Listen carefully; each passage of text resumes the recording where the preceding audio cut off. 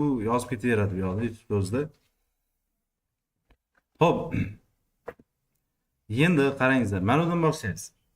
Tekstlar qanaqa tarjima qilishni o'rgatib beraman. Garden Weekly'ni birinchi uniti bu, bilsalaringiz.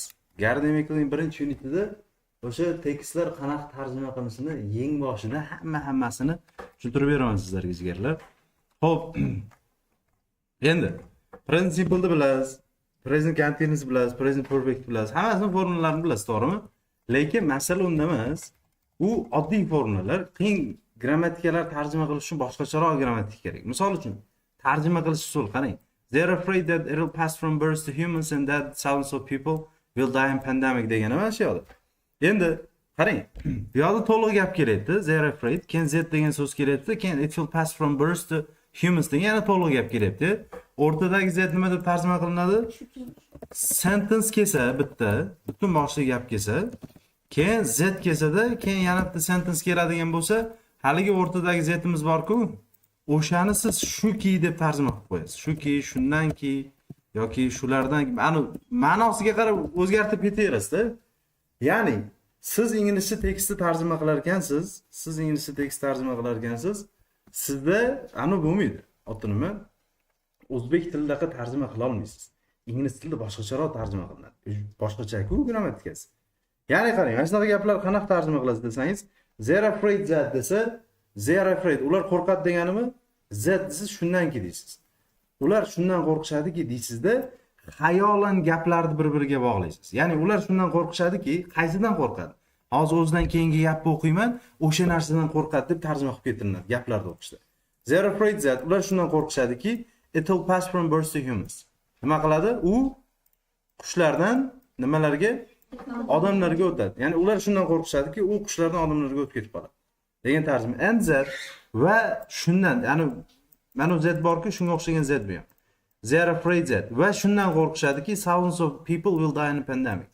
Tarjimasi minglab odamlar pandemiyada o'lib ketadi. Keyin ingliz tilida prepositionlar har doim o'zidan keyingi so'zga tarjima qo'shiladi. Ya'ni from birds to humans da, masalan from dan deganimi, birds degan so'zga qo'shimcha berasiz. To ga deganimi, o'sha humans degan so'zga. Har doim har qanday qo'shimcha kelishidan qat'iy nazar, ingliz tilida prepositionlar, umuman predloglar o'zidan keyingi so'zga, o'zidan keyin gapga qo'shiladi. Xullas shu. Tushunarlizmi? Gaplarda kelib qolsa, z kelib qolsa, shuki deb tarjima qilasizda, keyin xayolan bog'laysiz. Qaysi desa, hozir keyingi gapni o'qiyman, o'sha narsa bo'ladi. Misol uchun, I want to tell you that the people are no longer visiting the place. Bo'lsa, tarjimasi nima bo'ladi? I want to tell you that I want to tell you that degani, and I want to tell you, men senga aytishni xohlayman degani, z shuki, to'g'rimi? Men senga shuni aytishni xohlaymanki, deyapti. Shuni aytishni xohlaymanki degandan keyin qaysini aytishdi desa, hozir o'zidan keyin gapni o'qiyman. O'sha narsani aytishni xohlayotgan bo'ladi. Tarjimasi. Men senga shu narsani aytishni xohlaymanki, ya'ni qaysini? O'zidan keyin gap. The people are no longer visiting the place. Tarjimasi odamlar no longer tarjimasi nima edi? No longer, any longer kelsa, bundan buyog'i nima bo'lmaydi degan. People are no longer visiting the place degan. Bundan buyog'i nima qilmaydi? Odamlar kelmaydi bu yoqqa, tashrif buyurmaydi degan tarjimaga keladi. Xo'p, endi keyingi ikkinchi gap. Xullas, bu yoqda o'rganadigan narsamiz z degan so'z. Ya'ni shuki degan ma'noda keladigan so'z. Z kelsa shuki degan ma'noda keladigan. Xo'p, ikkinchisi, now after 9 years of work, create this. Now after 9 years of work. Now after 9 years of work degani tarjimasi nima bo'ladi buni? After 9 years of work. Bo'ladi? 9 yillik ishdan keyin bo'ladi. 9 yillik ishdan keyin, qarang, time bor-ku. Time ingliz tilida любой joyda kelaveradi. Any place and any location deb yozib qo'yadi. Ya'ni time любой joyda kelaveradi inglizlarda. Boshda ham oxirida ham. O'rtasida ham beraverasiz bo'ladi. Anida nima? Og'zakida shunaqada bu. Yozmada not written, but not in the written version. Time kecha yoki ertaga, keyin hafta degan so'z boshdan oxirdan keyin o'rtasidan beraveradi speaking. For example, I tomorrow will go to the place that you suggested. Bo'lsa, misol uchun men ertaga sen tavsiya qilgan joyga boraman deb aytib ketaverasiz-da. I will go to the place that you suggested tomorrow deb tomorrow oxirida berish shart emas. Shu hal ana joyda qo'yib ketaverasiz. Otini xohlagan joyga qo'yib ketaverasiz. Mana bu yoqda ham qarang. Hozir debdi. After 9 years of work. 9 yillik ishdan keyin scientists in an American laboratory in Atlanta, Georgia have produced a copy of Spanish flu virus. Mana shu qaysi zamonda berilgan? Formula qaysi zamon? Present perfect. Hamnaqa ingliz tilida bitta formula bor, ingliz tilida bitta formula bor. Qaysi? Subject, verb, object degan formula. Bitta shu formula, bu boshqa formula yo'q ingliz tilida. Zeri zerani ham tushirasizmi? Liboy formula, have got hammasi mana shundan kelib chiqadi. Ingliz tilida mavjud formulalar hammasi mana shu formuladan kelib chiqadi. Ya'ni birinchi egani berasiz, keyin fe'l berasiz, keyin objekt to'ldiruvchini berasiz bu. Faqat ya'ni tuzilishida ham qarang. Misol uchun siz gap tuzayotganda present simple qilmoqchi bo'lsangiz nima bo'ladi? SS qo'shib yuborasiz mana yerga, to'g'rimi? Continuous qilmoqchi bo'lsangiz mana yerga to be qo'shasizda, mana yerga nima qilasiz? ing qo'shasiz. Present perfect bo'lsa, mana yerga have keladi-da, mana yerga fe'lni uchinchi shakli keladi. Endi qarang.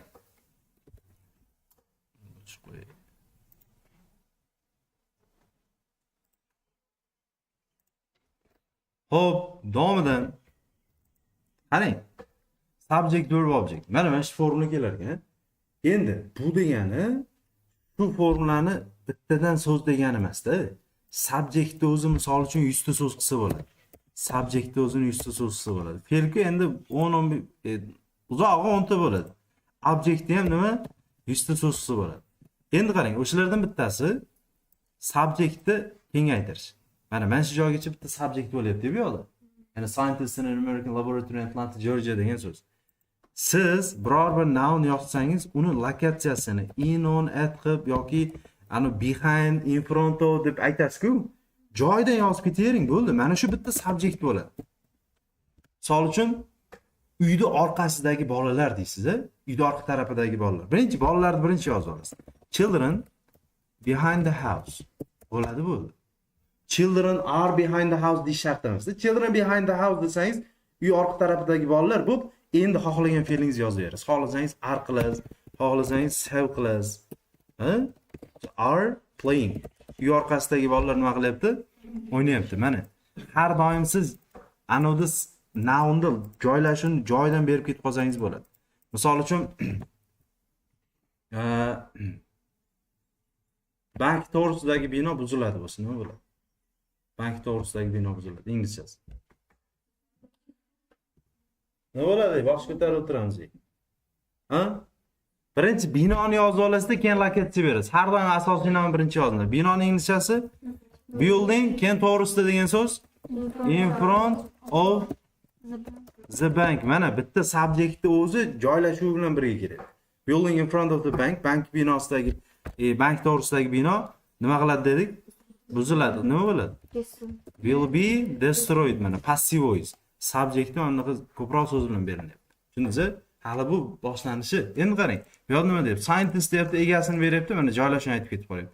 Amerika laboratoriyasi Atlanta, Georgiadagi olimlar have produced ishlab chiqardi a copy nusxasini nimaning Spanish flu virusning nusxasini ishlab chiqdi degan tarjimada keladi. Tushundingizmi? Keyingi they're also going to publish the genetic sequence of the virus on the internet. And some experts are afraid that other laboratories could copy the virus. Mana bu ham boyagi Z grammatika. Ular going to degan moqchi, publish nima?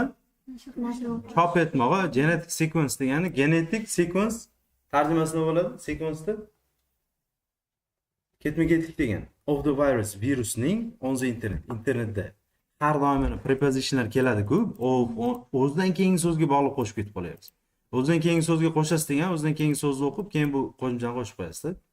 Mana ular chop etishmoqchi genetik ketma-ketligini virusning internetda. Ular internetda virusning genetik ketma-ketligini chop etishmoqchi. Endi some experts are afraid that. Bo'lsa, tarjimasi nima bo'ladi? Ba'zi mutaxassislar shundan qo'rqishadiki bo'ladi. ba'zi mutaxassislar shundan qo'rqishadiki, other laboratories could copy the virus bo'lsa, boshqa laboratoriyalar nima qilishi mumkin? Virusni nusxalab olishi mumkin, ko'chirib olishi mumkin. Endi qarang, mana kichkina gapda bu. Bunda bildirmaydi sizga. Ya'ni ba'zi bir olimlar boshqa laboratoriyalar virus ko'chirib olishligidan qo'rqishi mumkin deb ham tarjima qilib qo'ysangiz bo'ladi buni. Chunki o'zi to'rtta so'zli. Lekin shunaqa uzun gaplar keladi. So'zlari uzun. Uni ikkita gapini birdan tarjima qilaman desangiz, esingizdan chiqib ketib qoladi. O'shana holatlarda kerak. Har doim z kelsa, shuki deb tarjima qilib ketib qolaveradi.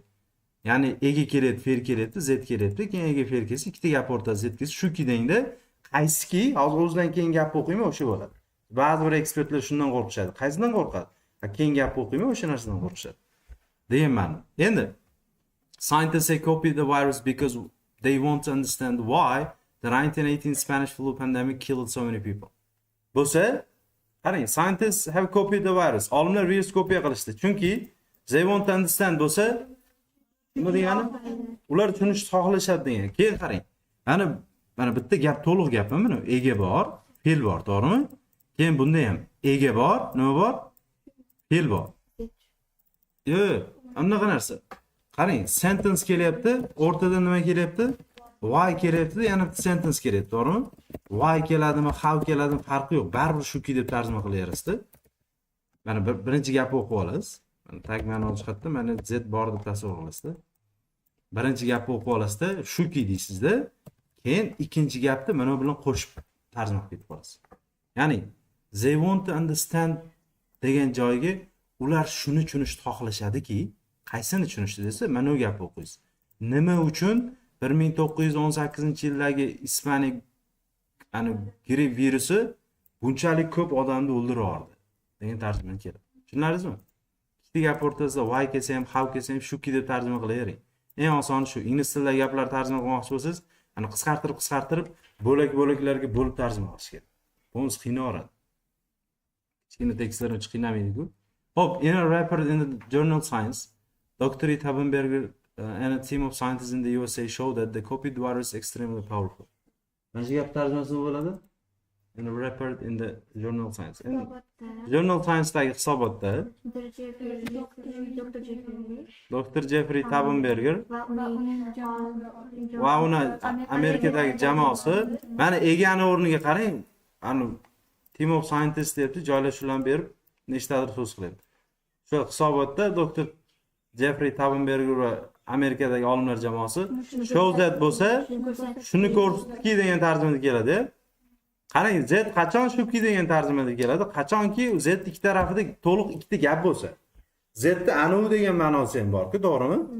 Misol uchun he showed Z building bo'lsa, u haligi binoni ko'rsatdi bo'ladi-da.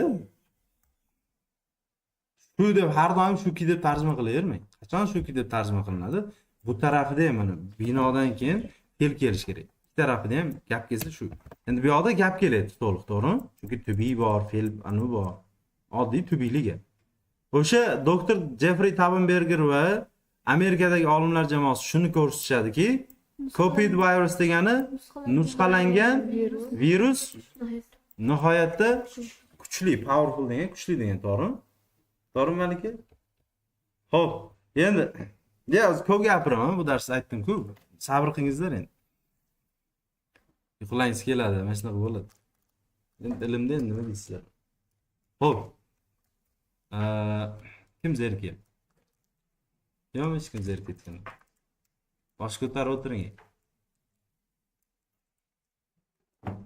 Bosh ko'tarib o'tiring deyman. Xo'p. Qarang. Bunday narsa xullas bu shuni ko'rsatadi. Qaysi desa, o'zidan keyin gap o'qiyman, o'shani ko'rsatgan bo'ladi. Tagman o'z jihatdan shu. Bu yerda ham bitta grammatikamiz bor. Mana shu copy deb beradi. Copy degan fe'l bor-a? Unga id qo'shimchasini qo'shadi, to'g'rimi? Qarang, boyagi formula, ingliz tilida bitta formula bor jigarlar. Mana bu formula bor. Subject verb object. Bundan boshqa formula yo'q. Lekin subjectni yoki objectni farqi yo'q. Biz ta'rif bersak bo'ladi. Ta'rifini yoniga qo'shib yuborsak bo'ladi. Ya'ni u ham bitta subject bo'ladi. Ya'ni Misol uchun har doim bookies deyishimiz shart emas-ku, to'g'rimi? Interesting bookies desak bo'ladimi? Misol uchun interesting books are deymizda nimadirlar berib ketib qolamiz, to'g'rimi? Qiziqarli kitoblar qimmat desangiz, misol uchun interesting books are expensive deysizda, egasini interesting books deb ikkita so'zni tashkil topadi. Ya'ni nounga ta'rif beryapti-da. Xuddi shunaqa subjektda men nounga ta'rif bersam ega. Xuddi shunaqa ta'riflardan bittasi fe'lni uchinchi shakli keladi va yoki id qo'shilgan shakl. Present perfect have hasdan keyin keladigan so'z bor-ku, xuddi o'sha keladi, fe'lni uchinchi shakli yoki id keladi, noun keladi va bular bitta subjekt hosil qiladi. Bitta subjekt hosil qiladi. Haligini tarjimasi bajarilgan deb tarjima qilasiz. Ya'ni fe'lni uchinchi shakli bor-ku, o'sha ishni bajarilgan deb passiv voice tarjima qilasiz. O'sha ish bajarilgan mana bu bo'ladi tarjimasi. Mana bu bajarilgan, mana bu noun bo'ladi. Tarjimasi shunaqa bo'ladi. Misol uchun broken glasses bo'lsa. Nima degan broken?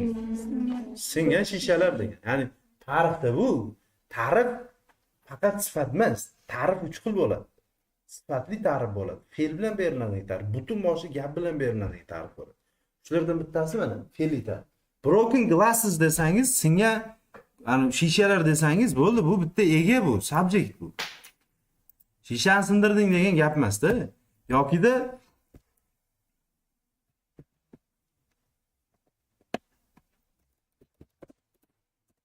sold bike bo'lsa. Nima degan? Sotilgan velik degani, bajarilgan deb tarjima. Sell sotmoqmi? Sold bo'lsa sotilgan velik degan. Sotilgan velik is his, uniki edi degan tarjimada keladi. Farqi yo'q. Tushunlaringizmi? Endi sotilgan velik uniki. I didn't expect it to be as lethal as it was. Dr. Terence Tampi, one of the scientists in the team, told the journal Nature. Bo'lsa qarang. Mana shuni tarjimasi. Nima? I didn't expect it to be as lethal. As is grammatikasini o'tganmiz, as is nima bo'lardi grammatikada? Dek. Birinchi as hech qachon tarjima qilinmaydi, ikkinchi as o'zidan keyin gap keladimi, so'z keladi, umuman farqi yo'q. O'shanga dek degan ma'nosini beradi. As it was degan avvalgidek degan. I didn't expect it to be as lethal as it was. Birinchi asni yo'q deb tasavvur qilaverasiz, chunki bu tarjima qilinmaydi. Ana shunda uni tarjimasi nima bo'ladi? I didn't expect it to be as lethal as it was. Men kutmagandim. Avvalgidek. Lethal degani nima degani edi? Yo'q, u lanku. O'pka emas. Men o'pka bo'lishini kutmadim oldingidan. Yo'q, o'ldiradigan degan lethal. O'ldiradigan ekan, dangerous bor-ku, shuni samdayroq versiyasida. O'ldiradigan bo'lishini kutmagan. Qarang, bunda qanaqa tarjima qilinadi? Mana bunaqa grammatika bor. Misol uchun want-dan keyin to-dan keyin fe'lni birinchi shaklini bersangiz, o'sha ishni bajarishni xohlamoq degan tarjimada keladi, to'g'rimi? I want to go tarjimasi nima? Borishni xohlayman, to'g'rimi? Men xohlayman borishni, to'g'ridan-to'g'ri. Endi mana bunaqa grammatika borki, want degan shunga o'xshagan fe'l keladi, keyin yana bitta noun kelib, keyin to-dan keyin fe'lni birinchi shakli kelsa agar, o'sha noun tarjima qilib olasizda, mana nounni tarjima qilib olasizda, otni tarjima qilib olasiz. O'sha nounni nuqta-nuqtani bajarishni xohlamoq degan tarjimada keladi. I want you to go bo'lsa, seni borishingni xohlayman degan tarjimada keladi. I want you to go. Ya'ni noundan keyin qanaqa fe'ldan keyin qanaqadir noun kelib turib, keyin to keladigan bo'lsa, mana u nounga qo'shimcha qo'shasiz-da. Mana u shaxsni bu ishni bajarish. Bunda ham xuddi shunaqa kelyapti, qarang. I didn't expect it to be as lethal deyapti-ku. It degan so'z kelyapti. Uni bo'ladi bu yoqda. I didn't expect it to be as lethal as it was bo'lsa, men uni mana bunaqa bo'lishini kutmadim degan tarjimada keladi. Uni o'ldiradigan bo'lishini kutmagan. I didn't expect to be bo'lsa, men o'ldiradigan bo'lishni kutmayman degan tarjimada keladi. It kelsa, mana noundan keyin fe'l, to'g'riroq fe'ldan keyin noun kelyapti, keyin to keladigan bo'lsa, mana shu shaxsni bu ishni bajarish degan tarjimada keladi. Endi yana bitta narsa, bu yoqda zo'r grammatika bor. Dr. Terence Tampi bilan kim? Shu jamoadagi yana bitta olim Journal Nature'ga aytayapti. Ya'ni bu yoqda ikki kishi aytayapti, to'g'rimi? Shunaqami? Yo'q. Mana men uni avvalgidek o'ldiradigan bo'lishligini kutmagandim, deyapti-da. Bitta shaxs beri. Dr. Terence Tampi bilan Hani virgül qo'yibdi, jamoadagi olimlardan bittasi. Shu ikkisi borib aytgan o'sha gap, to'g'rimi? Doktorga ta'rif bergan. Tumpay deb aytadi. Ta'rif beradi. Tumpayda. Qarang. Ha, tumpay deb aytayotgan bo'lsa, nima? Lingvistikada bor bitta qoida bor, hamma tillarda bor. Ona tilida ham bor. Mo'j siz o'qituvchingiz o'rgatmagandir, ana men o'rgataman shu narsani sizga. Ona tilidan ham boshqa tillardan o'rganamiz. Ta'rif bor. Bitta noun keladi, ot keladi. Undan keyin virgul keladi. Yana bitta noun yoki adjektiv keladi-da, keyin yana bitta virgul keladi. Mana shunaqa ta'rif bor. Yoki ikkita chiziqcha yoki ikkita virgul kelish kerak. Mana shu noundan keyin ikkita virgul orasida keladigan so'zlar bor-ku, o'shani tarjima qilasizda o'shanaqa bo'lgan, nuqta bo'lgan boyagi noun deb tarjima qilasiz. Misol uchun my friends Ali Vali bo'lsa, bu hali grammatikani bilmaydigan odam to'kish haqida gap ketib deb o'ylaydi. Men do'stlarim, keyin Ali degan bola, keyin Vali degan bola, biz hammamiz boryapmiz bitta. Ko'p odam yo'q. Mana ikkita virgul o'rtasida kelsa, o'zidan oldin nounga ta'rif beradi, tushuntirish beradi. Do'stlarim Ali va Vali deb. Ya'ni do'stlarim degan mana ikkalasini aytadi. Tushunarsiz? Ana shu ikkita virgul orasidagi ta'rif. Endi mana yerda qarang. Doktor Terence Stampy debdi, virgul qo'yibdi, bu yoqdan virgul qo'yibdi. One of the scientists in the team, jamoadagi olimlardan bittasi bo'lgan doktor Terence Stampy debdi. Ikki haqida gap ketmayapti bu yoqda. Doktor Terence Stampy da o'ziga nisbatan ta'rif beradi. Ya'ni boyagi subject verb object degan formulamiz bor edi-ku. Shu subjektni objektning o'rniga mana bunaqa narsalar qo'ysak bo'ladi. Joyini o'zgartirib. Tushunarsiz? Bu butun ingliz tilida bor qoida. Ingliz tilida bor qoida emas, ona tilida ham shunaqa tutsangiz bo'ladi. Ya'ni umuman boshqa tillarda ham shunaqa tutsangiz bo'ladi. Yo virgul yo chiziqcha bo'ladi. Bitta chiziqcha qo'yib qo'yadi-ku, chiziqchani o'rganganmiz. Virgul o'rgatmaganmizga. Ana told the journal Nature. Journal Nature'ga mana shu gapni aytdi shu odam dedi. Shu ikkita virgul ko'rdingizmi? Bilaveradi. Ta'rif bo'ladi. Chunki oxirgi ikkita nounda biz odatda nima ishlatamiz? Ishlatamiz-ku. Endi ishlatamiz, a? Men do'stlarim, va deymizda ikkinchi odamda aytamiz. Bu yoqda hech qanaqa end kelmaydi, virgul keladi. Ikkita odamda aytmoqchi bo'lsa end keladi. Xo'p, endi qarang. Xullas shu yoqda shu grammatika. Keyingi experiments showed that eksperimentlar shuni ko'rsatadiki, the mice with the Spanish flu virus had 39,000 times more flu virus in their bodies than the second group of mice. Z shuki degan tarjimamidi? Nima bo'ladi bu yoqgacha? Eksperimentlar shuni ko'rsatadiki. Eksperimentlar shuni ko'rsatadiki, deyapti-da qarang. Qaysi joygacha subject mana bu gap? Qaysi so'zgacha subject? Ya'ni subject. Mana virus degan joygacha bitta subject. Chunki had degan fe'l kelyapti, to'g'rimi? Endi with tarjimasi nima? Bilan degani, lekin qarang. Ana subject o'rniga gap o'rtasida noun with noun kelsa, ana with tarjimasi bor-ku. Boya aytdim, prepositionlar har doim o'zidan keyingi nounga ta'rif beradi, to'g'rimi? Tarjima o'sha narsali yoki nuqtasi bo'lgan degan tarjimada keladi. Mana shu narsali yoki mana shu narsasi bo'lgan. Misol uchun, the car with a red roof bo'lsa, har doim prepositionlar o'zidan keyingi nounga ta'rif beradi. Tarjimasi nima? The car qizil tomli mashina bo'ladi tarjimasi yoki qizil tomi bor bo'lgan mashina bo'ladi. Tushundingizmi? Misol uchun anaqa bo'lsa.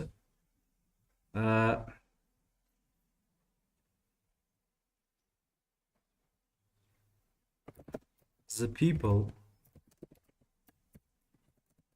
with donkeys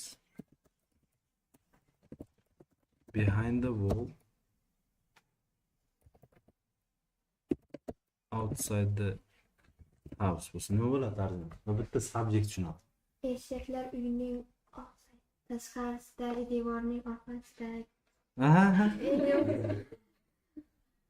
Qarang, mana shunaqa berib qo'yadi-ku. Siz buni prosta tag ma'nosini tushunishingiz kerak. Bo'ldi. Eshakga bo'lgan odamlar uyning tashqarisidagi devorning oldida. Eshakli odamlar, Eshakli odamlar. Eshakli demangda endi. Eshagi Yo'ni so'zga qarab eshagi bor bo'lgandingda. Bo'lmasa eshakli odam desangiz, bu eshitgan odam bu eshak fe'lli odam demoqchi bo'ldi shekilli deb aytmoqchi bo'ladi-da.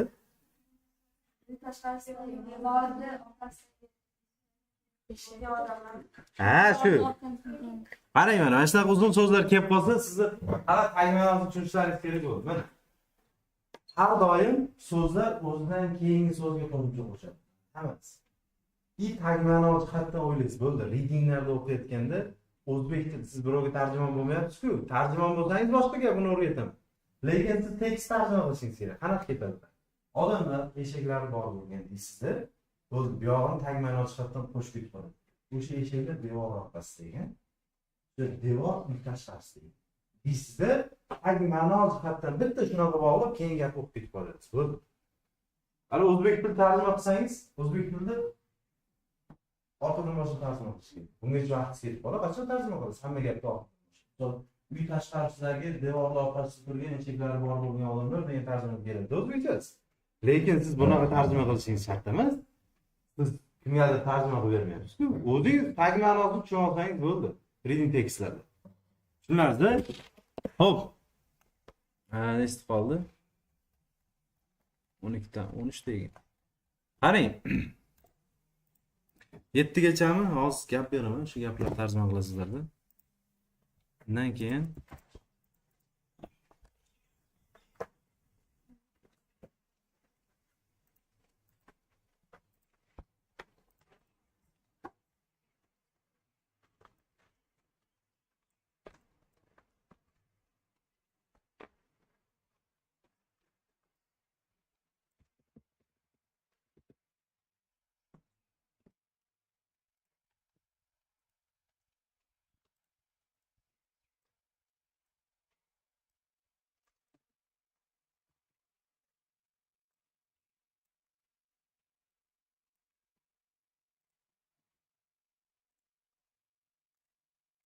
gruppaga tashladimmi? Gruppaga ham tashib qo'yaman.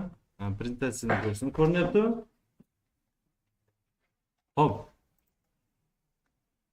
Biz mana shu gaplar, hozir o'tgan grammatikalar bor-ku, shu bo'yicha gaplar yozma tarjima qilib chiqasizlar. Yozma tarjima qilib chiqasizlar. Hammasi. Ya'ni hozir shu deb tarjima qildik-ku, mana bunaqa shu degan tarjima keladi. Mana bu degan tarjima keladi. Xo'p, shunaqa tarjima. Hozir birinchi gapda she knows that bo'lsa English is useful. U shuni biladiki, ingliz tili foydali deb tarjima qilasizlar. Faqat uchinchi gaplarni tarjima qilasiz. Hammasi. Advanced.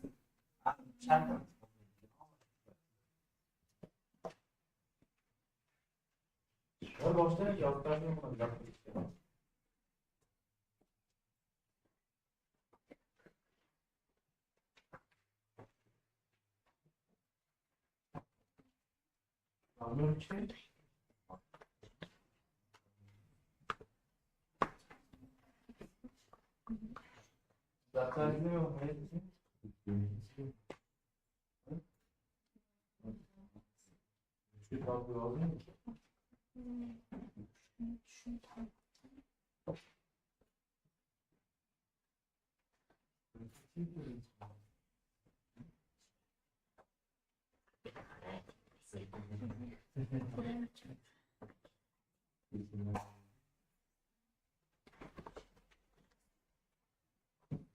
Gruppaga tashladimi hamma gaplar? Shu topdingizmi?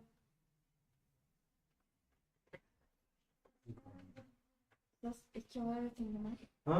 Accelerating. Accelerate mi? Tezlashtirmoqmi?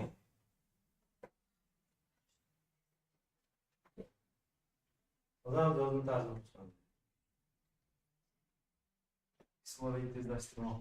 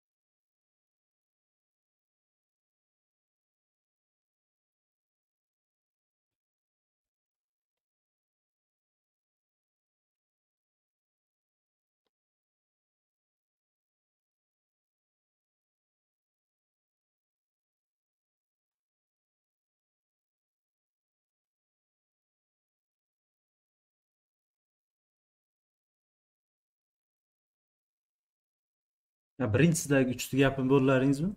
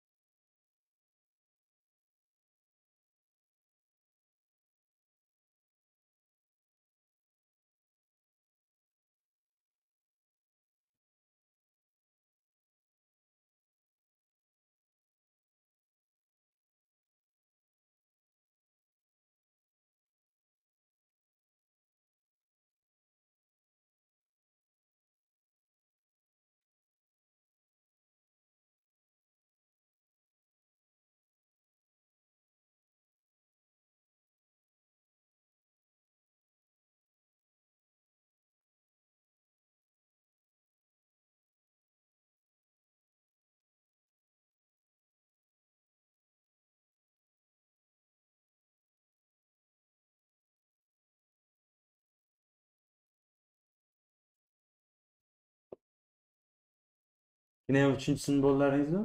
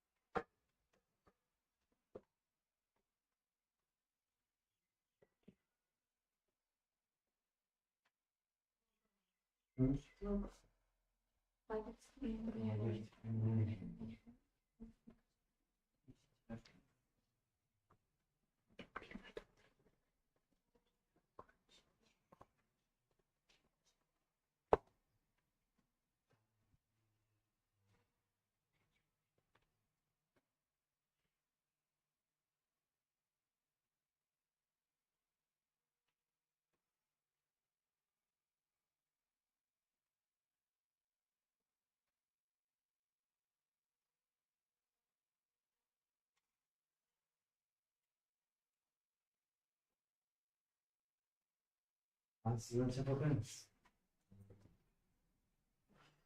O'zingiz qolganlardan aqlliroq miyasi ko'proq ishlaydigan istamaysizmi? Hamma bilan bir xil hisoblaysizmi?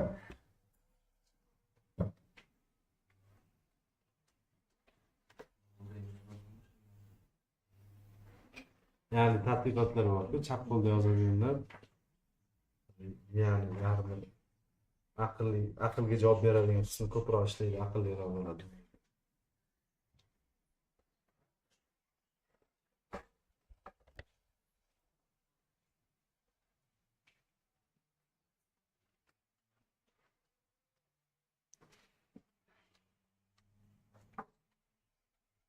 Tushlikni ham bo'ladimi?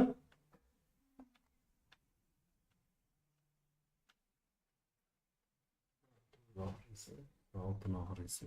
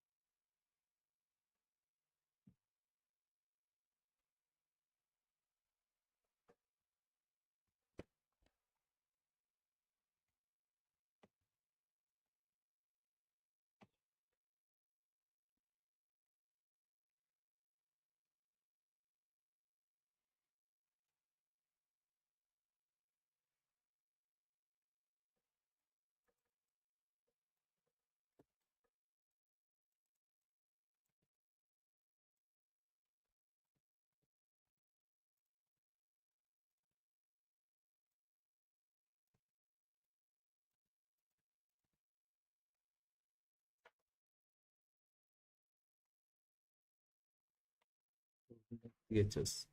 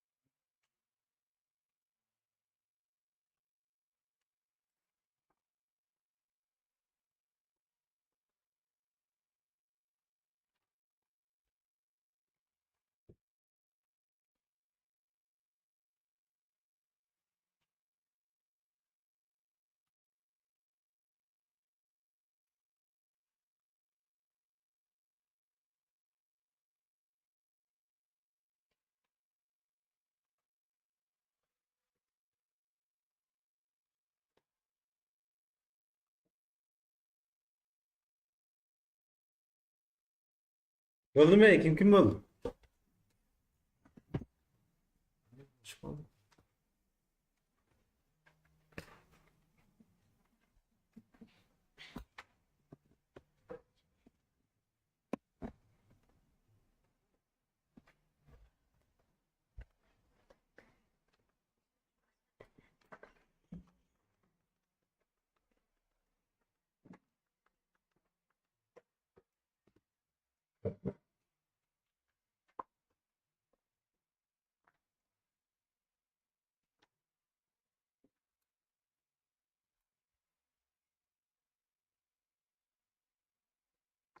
Oğlum ko'rib chiqamizmi?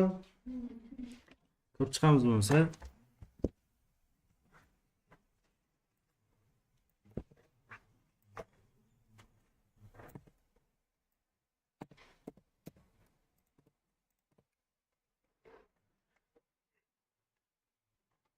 Birda article explain that the climate change is accelerating and that urgent action is required. Nima degan?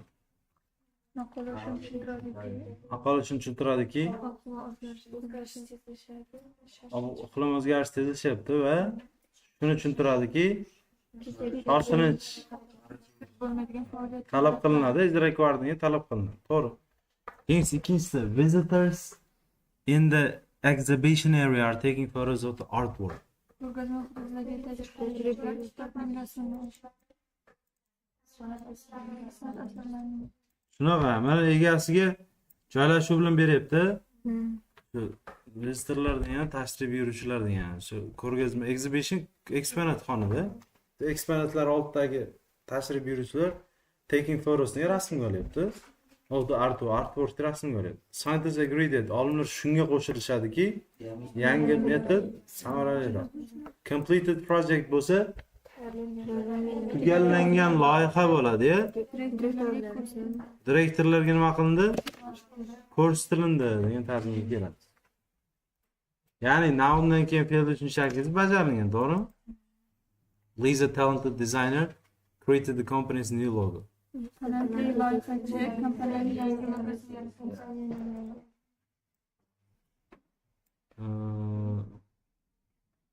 Xo'p. Talented designer degan talantli dizayner bo'lgan Liza bo'ladi. Ikkita odam emasda Lizaga ta'rif beradi. Liza talantli dizayner va u kompaniya yangi emblemasini yaratdi. Coach advised the players to stay focused. Ani fe'ldan keyin noun kelib keyin to kelsa mana shu shaxsni bu ishni bajarish bo'ladi.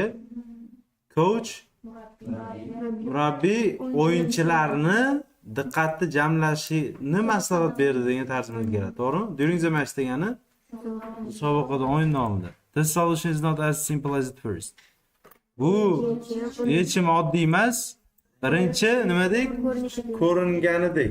Birinchi ko'ringanidek oddiy emas bu yechim deb beradi. Ya'ni birinchi tarjima qilinmaydi, har doim ikkinchi o'zidan keyin gap kelsa, noun kelsa nima?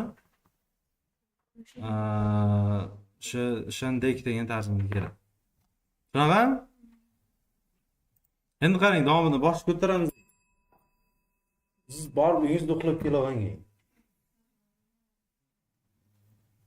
Nadangiz bo'lmayapti? Shu kakriz bormi? Nadangiz bo'lmasa, nima qilasiz o'zingiz qiynab? Yur, ostdan aytibdim. Tushundingmi? Hozirroq qolmadi, hali endi 2,5 bo'ldi. 1,5 soat dars bo'ladi. Boring, 30 oringiz shu kishini. O'zingizni chiqarib oling. Qiynalib ketdi, boshqa.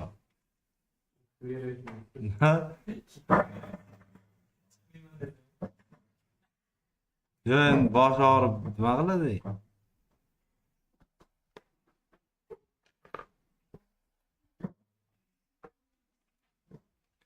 Hali chiqsangiz eshikdan tuzalib qoladi boshingiz. Tuzalsa keyin qaytib kelasiz. Xo'p. Endi qarang, keyingidan boshlaymiz. 8dan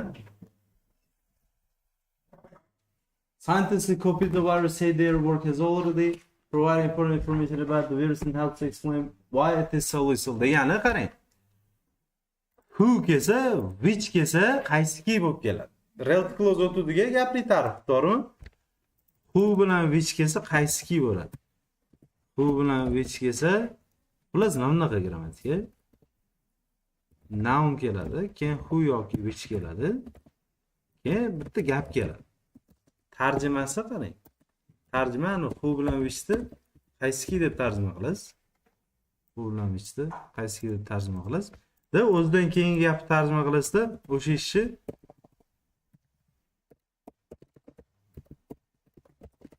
bajaradigan yoki bajarayotgan zamoniga qarab o'zgartirib ketaverasiz. Misol uchun people who are working outside bo'lsa, tarjimasi odamlar qaysiki tashqarida ishlayotgan deganda, mana ta'rifda bu, ani odamlar tashqarida ishlayapti degan to'liq gap emas. Haligi boya subjektni aytib kuzda so'zda bo'ladi deb. To'g'rimi? O'shalardan bittasi shuda, noundan keyin who which qo'yasiz, keyin yana bitta gap kelsa, u просто bitta subjekt hisoblanadi. Ya'ni tarixda bu gapli tarix. Tashqarida ishlayotgan odamlar degani fikr tugallanmayapti. Hali yo'q, to'g'rimi? Tashqarida ishlayotgan odamlar bo'ladi. U subjektni o'zi bo'ladi. Endi qaysiki o'sha ishni bajaradi.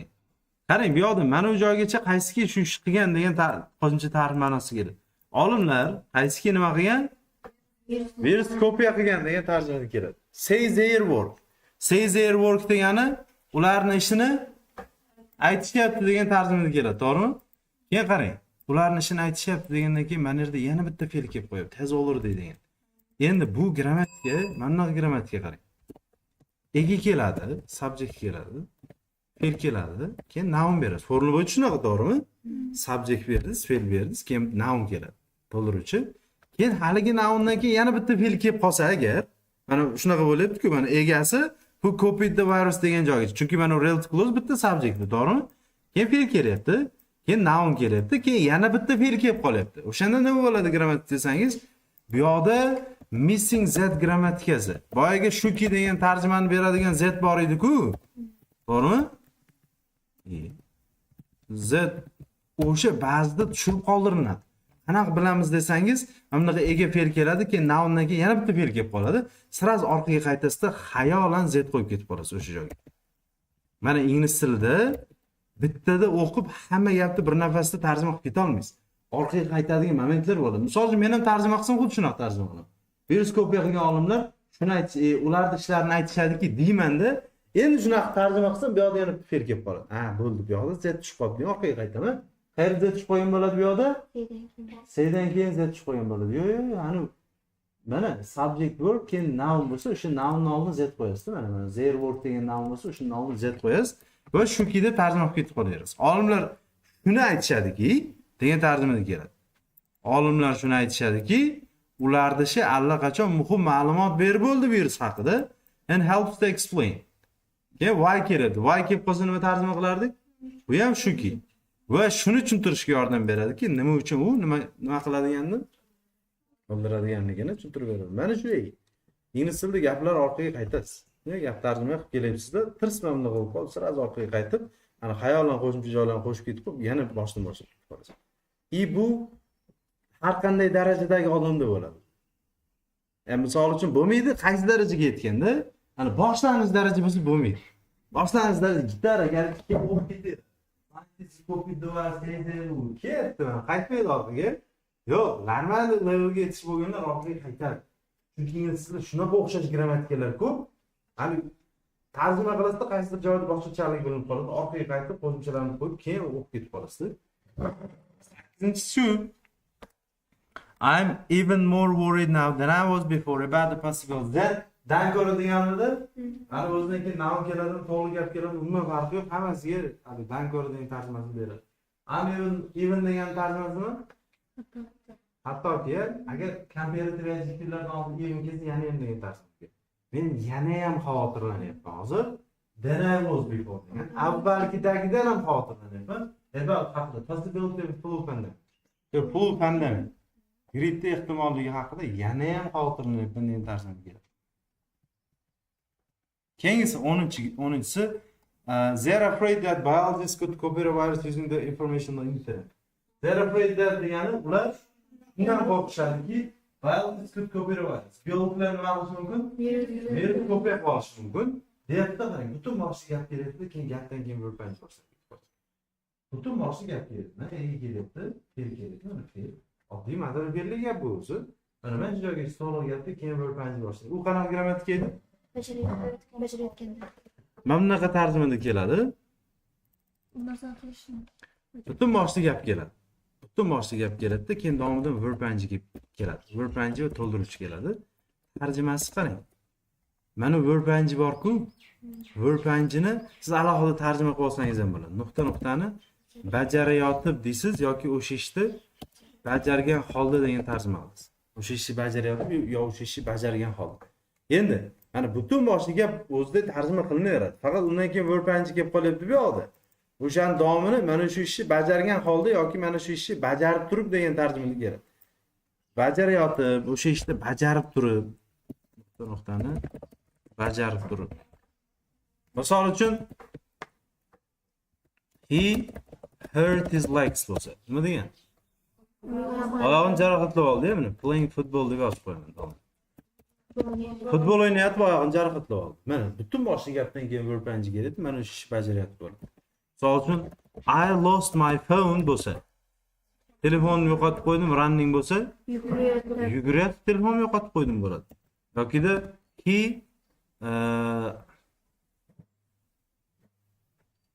nima qildi u? He fell down.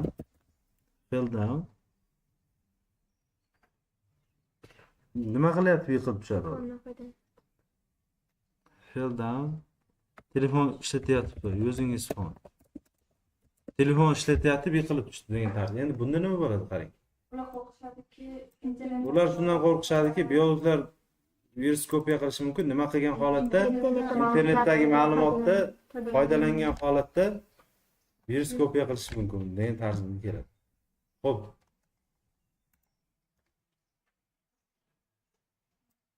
Qarang, scientists used material taken from the lungs of people who died from the flu virus in 1980.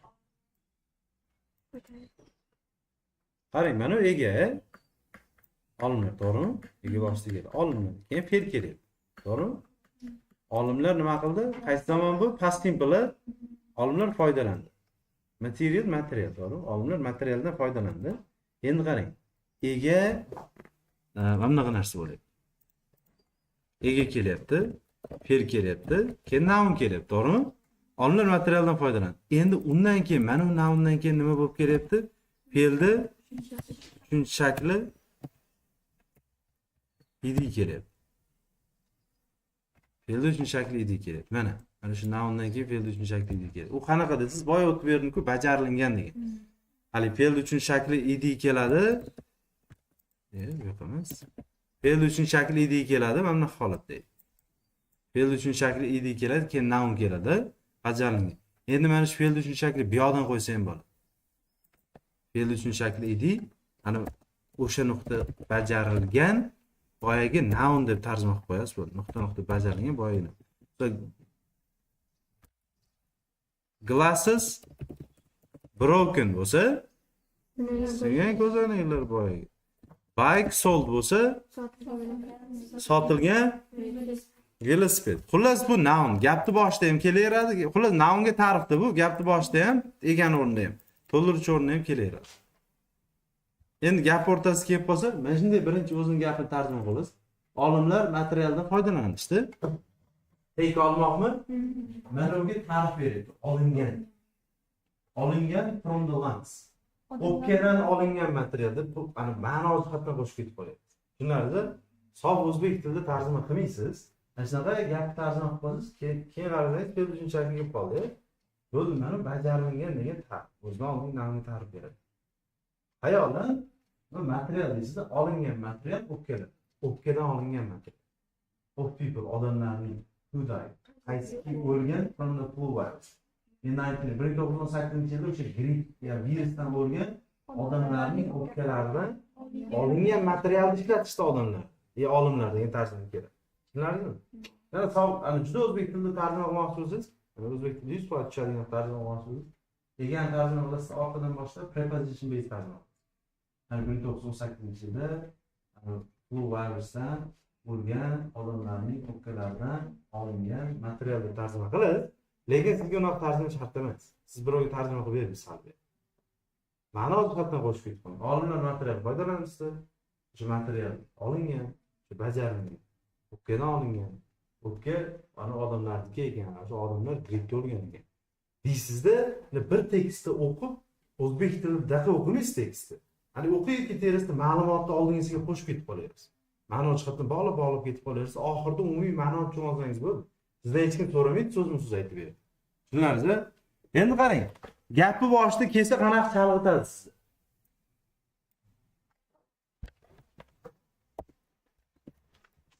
People work degan nima degani? Odamlar ishladi degan past simple'da shunaqa tarjima qilasiz. Boshida to'g'ri? People work deysiz, odamlar ishladi deysiz. Outside deysiz. Nima bo'ladi? Tashqarida ishlagan. Ya'ni odamlar tashqarida ishladi. Yo'q. Misol uchun tekstda shunaqa kelib qolsa, past simple-ku bu. Ega kelyapti, keyin fe'lning ikkinchi shakli kelyapti, to'g'rimi? Odamlar ishladi tashqarida. Mana shunday kelyapti-da, bitta are degan fe'l keldi. Are going out. Going away degan aniq keldi. People worked outside are going away. Endi nima tarjima qilasiz? Qarang. Mana bu noundan keyin fe'l uchinchi shakl kelsa, bajarilgan degan ta'rif. Bu tarifni siz har doim bittada bilib ola olmaysiz. Boya aytdim-ku, men ham dachi hozir yo'larimga bunday o'qib ketaveraman-da. Endi nima qilaman? Mana bu ekan deb orqaga qaytaman. Qarang. People worked outside deb tarjima qilaman bu. Odamlar tashqarida ishladi. Shuni tarjima qilishimga kelib turgan. Ha, bo'ldi. Demak, asosiy fe'l mana gapda. Har doim asosiy fe'l oxirroqlarda ikkinchi. Asosiy fe'l manada Bu mana bu fe'limiz bajarilgan degan ta'rif ekan bu. Deymanda orqaga qaytib, mana bu ta'rifni o'qib olaman, o'shalar ketyapti. Work bo'lsa ishlamoq, work bo'lsa nima bo'ladi? Ishlatilgan bo'ladi. Tashqarida ishlatilgan odamlar, ya'ni tashqarida o'sha ishlagan odamlar, yoki ishlatilgan odamlar ketyapti hozir. Tushunarlimi? Ya'ni gapda mana shunaqa orqaga qaytariladi. Ayniqsa ingliz tilida juda ko'p orqaga qaytiladi. 11dagi grammatikamiz shu, 12-chisida this will help scientists olimlarga yordam beradi to work out. Work out topmoq degan. Qaysi viruslar pandemiyaga sabab bo'lishini topishga yordam beradi. 13da 13da qarang. Because degan chunki degan, ya. Most people are naturally immune. Ko'pchilik odamlar tabiatdan immunitet hosil qilib oldi. And there are now a lot of drugs. Hozir ko'p dorilar bor, which was qaysiki nima qiladigan? Odamlarni grippdan himoya qiladigan ko'p dorilar bor hozir deb beryapti. Endi mana bu gapda. Bu yerda qayerda z tushib qolgan? Savol.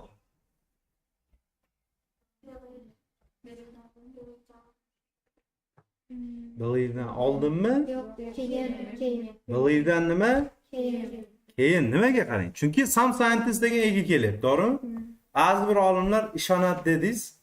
Keyin bu yoqda yana bitta noun keladi. Ba'zi olimlar pandemiyaga ishonadi deb. Endi gap tugatmoqchi edingiz, yana bitta fe'l kelib qoladi.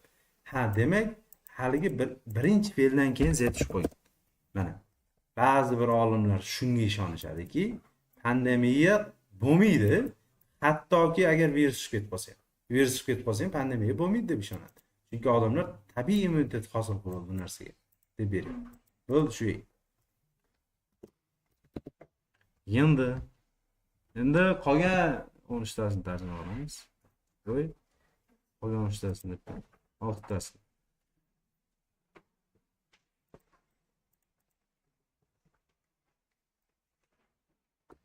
O'z 10 bitta ekan. Mana bu tutamiz.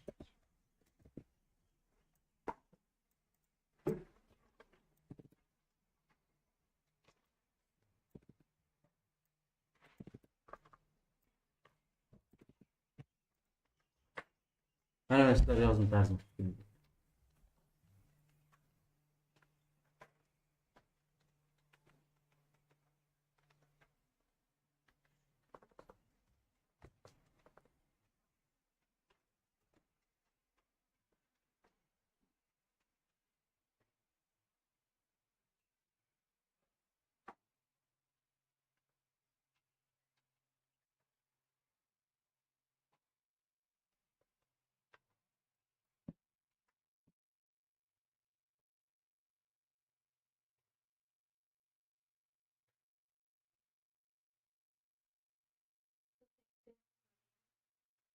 Keng ko'lamdagi degan.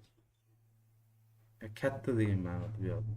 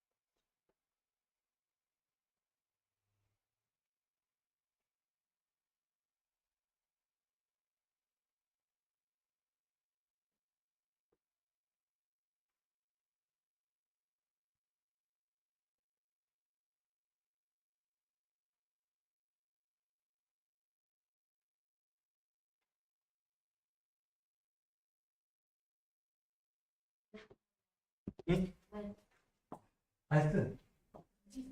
Live degan u live uchinchi shakli boshqarish degan. Olib boradi.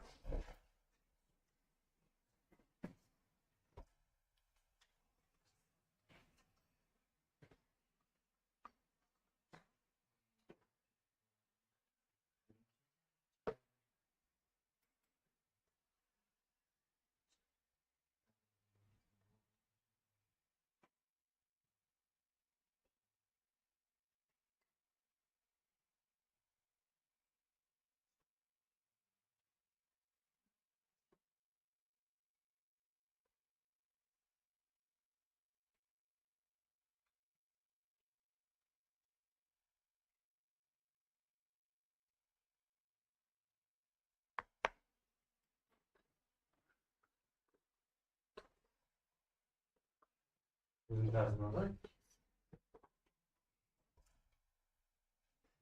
Sizlar deganlaringizga qarang, sizlar yurolmayapman deb. Meng bo'ynimda qolib ketmasin. O'ylamayapman, o'zimni o'ylayapman. Rostdan olib qarang.